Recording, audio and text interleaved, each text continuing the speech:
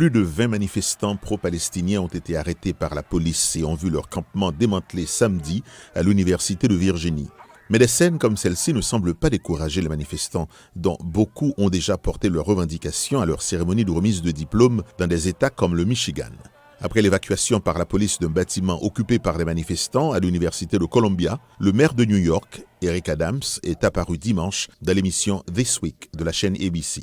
Il a déclaré que les forces de l'ordre veilleraient à ce que le calme règne pendant les cérémonies de remise de diplôme. Nous ferons notre travail et si l'institution décide de décerner des diplômes aux étudiants, nous veillerons à ce que cela se passe paisiblement.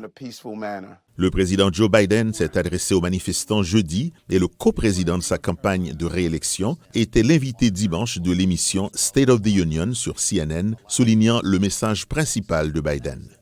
Tout le monde a le droit de protester, mais ils doivent le faire pacifiquement. S'ils protestent violemment, cela doit cesser. Il n'y a pas de place pour l'antisémitisme, pour l'islamophobie. De son côté, le candidat républicain pressenti à la présidence, Donald Trump, a renouvelé dimanche ses critiques à l'égard des manifestations pro-palestiniennes. Il a posté sur sa plateforme de médias sociaux Truth que Biden est, je cite, la raison principale de toutes ces terribles manifestations.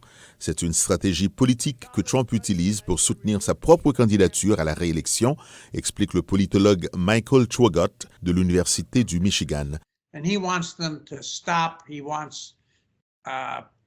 Il veut que les manifestants, y compris les étudiants, soient arrêtés et expulsés du campus. Mais il ne comprend pas ou ne veut pas reconnaître que le président a peu de contrôle direct sur tout cela. Si elles se poursuivent, les manifestations pourraient avoir un impact sur les élections de novembre, selon le professeur Traugott.